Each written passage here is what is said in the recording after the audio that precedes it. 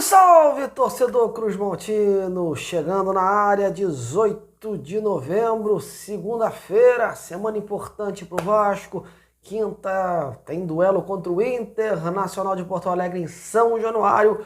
E o Vasco precisando dar uma resposta definitiva nessa reta final do Brasileirão, até para saber as intenções, os objetivos, né? Aqueles objetivos maiores do time na competição. Será que pega uma pré-Libertadores? Será que pega a Sul-Americana? Ou será que não pega coisíssima nenhuma? Então, enfim, enquanto o Rafael Paiva vai aí blindando os jogadores, tentando aí fazer os seus testes, ensaiando aí novas jogadas, um novo repertório, assim a gente espera.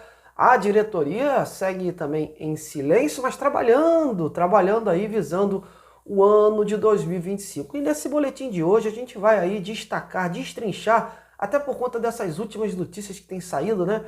Por conta de especulação de jogadores, por conta desse cenário do mercado da bola, desses movimentos, né, que o Vasco pode estar fazendo visando 2025, a gente vai estar aqui pontuando algumas situações, o que de fato é verdade, o que de fato ainda não aconteceu, o que pode vir a acontecer, enfim.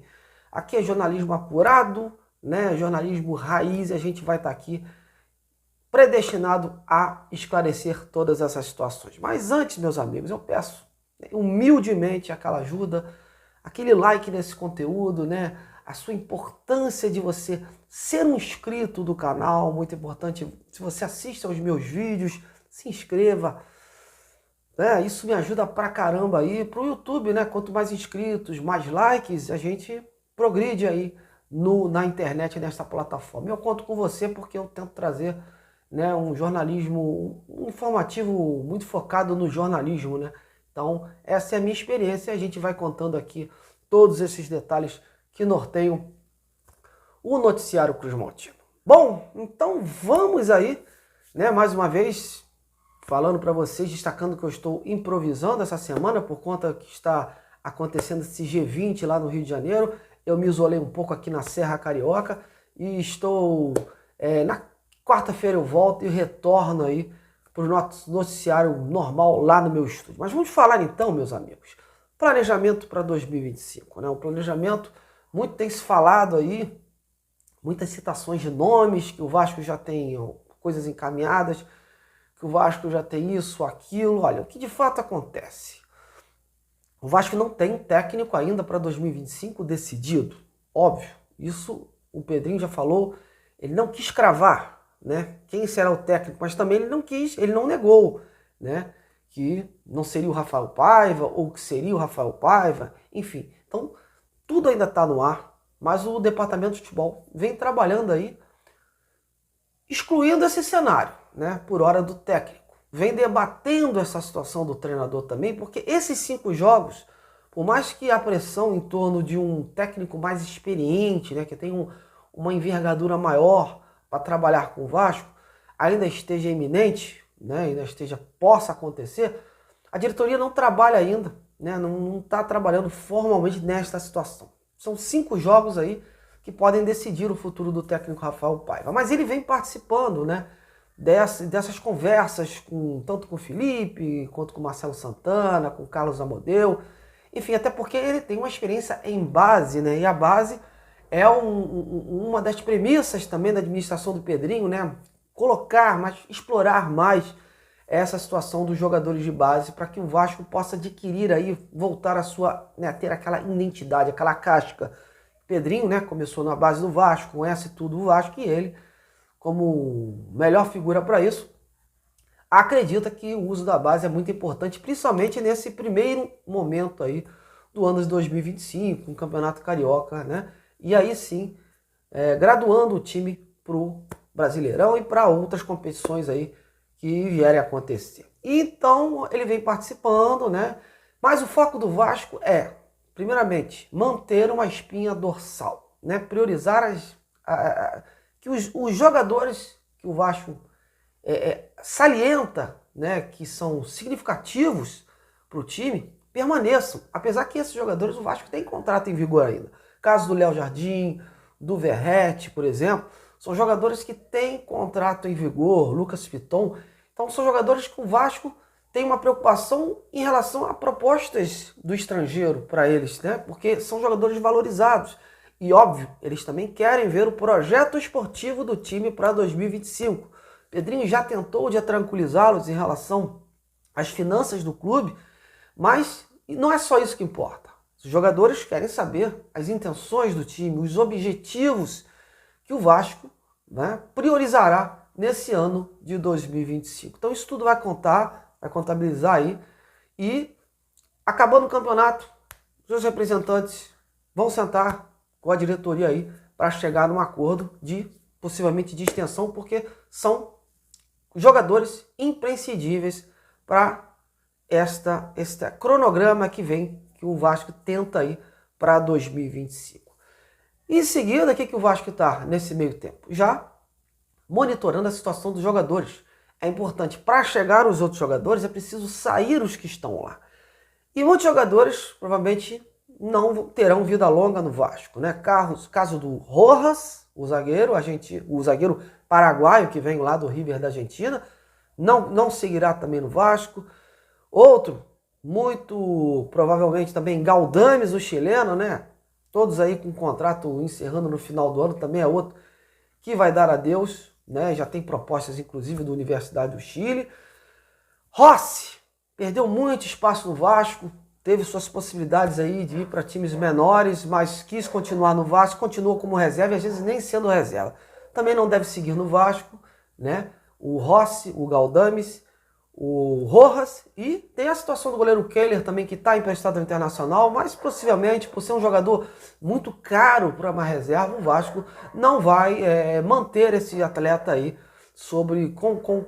com esse nível salarial que o jogador tem. Então a intenção é primeiro definir a situação desses jogadores para aí sim ir ao mercado em busca de novos atletas para essas posições e até outras. E o foco do Vasco nesse nível de contratações será o sistema defensivo. O nível de zaga do Vasco, né, foi o setor mais criticado, né, desse ano de 2024. E vai ser aí onde a diretoria pretende atacar a maior parte, né? Tem essa situação do Léo Pelé, o seu empresário, que é o mesmo que gerencia a carreira do Renato Gaúcho, já disse que no momento não tem o que falar, que ele realmente teve propostas, teve sondagens aí de outros clubes da Série A, de estrangeiro, mas vai esperar o campeonato para acabar para sentar com a diretoria do Vasco e ver o melhor caminho para o Léo, né? Não se tem aí a sua permanência definida. O Maicon parece que teve uma renovação aí automática, se seguir no Vasco será aí, não tem a sua titularidade, né, estabelecida, e por isso, e tem o João Victor que tem contrato com o Vasco. O Vasco vai tentar aí a contratação de jogadores com mais envergadura para o sistema defensivo. Inclusive, nas últimas horas, houve informações aí de que o Vasco, que o nome em pauta seria o Rafael Tolói, que foi um nome na janela, né, que hoje tem ainda contrato em vigor com o Atalanta da Itália. O Vasco realmente não desistiu desse jogador, é um jogador que estará aí no radar, mas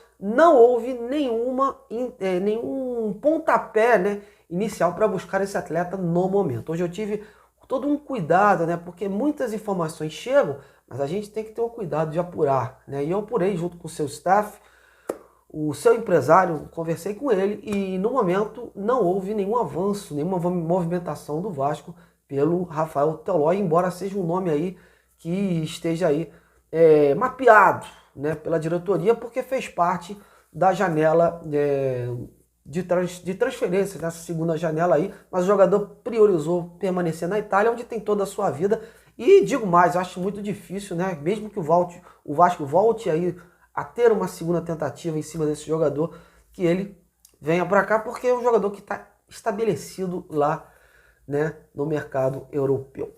Enfim, mas o Vasco vai atrás de um zagueiro, e que era um zagueiro de porte, um zagueiro de liderança, né, para impor respeito àquele setor. E outra situação, ataque do Vasco. Também é um ataque que houve aí muitas críticas, né, porque o Vasco, quando perdeu o Adson, perdeu o David, não teve aí jogadores para municiar o Verratti. São jogadores que o Vasco vai atrás também no setor ofensivo.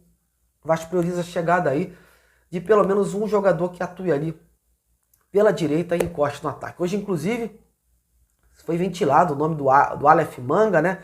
Esteve envolvido aí nessa operação de apostas esportivas, né? Ficou um bom tempo suspenso, estava no Coritiba, não renovou o contrato. Eu fui mais a fundo apurar essa história, conversei com um dos seus empresários que pertence à Pantera Esportes, e o que me foi informado por esse representante do Aleph Manga é que o Vasco de fato fez um contato demonstrando interesse, mas isso aconteceu quase na época que a suspensão dele, né, para retornar ao futebol estava já encerrando. Então foi quase no fim aí da sua suspensão. Então acredito que foi no início ali de setembro, né, quase coincidindo com a janela. Então o Vasco fez esse movimento pelo Aleph Manga naquela janela, porque o Vasco buscava um jogador para o ataque.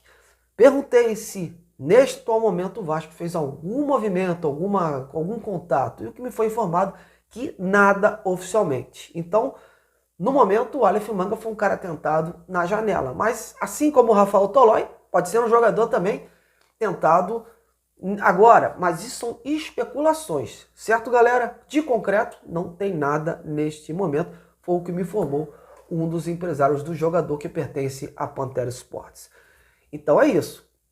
É um jogador aí que tem um bom mercado, ficou envolvido aí com essas acusações todas aí, mas no momento o Vasco não fez aí uma carga maior, né? Apesar que o Carlos Amodeu, que trabalhou no Curitiba, trabalhou com o jogador, foi inclusive um dos caras favoráveis à permanência dele lá, esteja hoje trabalhando no Vasco, né? Então são indicativos aí que a gente vai juntando as peças. Mas o Vasco vai atrás, né, de outros jogadores. Inclusive os amigos do Globoesporte.com posicionaram sobre o interesse do Vasco em renovar o contrato do Victor Luiz, que é mais um dos jogadores aí, né, que é um lateral esquerdo reserva, que poderia sair no final do ano, mas as suas atuações, né, foram consideradas consistentes, e aí essa possibilidade dessa permanência, a menos que o atleta vislumbre aí uma saída para alguma oferta mais lucrativa ou com possibilidade aí de ser titular. Mas tem essa possibilidade do Lucas Piton ser negociado. O Vasco tem só o Leandrinho hoje, enfim, é um jogador que pode aí seguir no Vasco para a composição de elenco. Mas o Vasco continua monitorando o mercado, continua tendo conversas diárias sobre reforços para 2025. Ainda não se tem aí totalmente uma negociação em andamento, são jogadores que mapeados pelos scouts que trazem os jogadores com o perfil que o Vasco busca para a temporada de 2025. E com esses nomes em mãos, o Vasco vai aí iniciar os contatos em breve aí e possivelmente com o fim do campeonato a gente já vai ter coisas mais concretas para falar em relação. Mas é puramente isso, galera.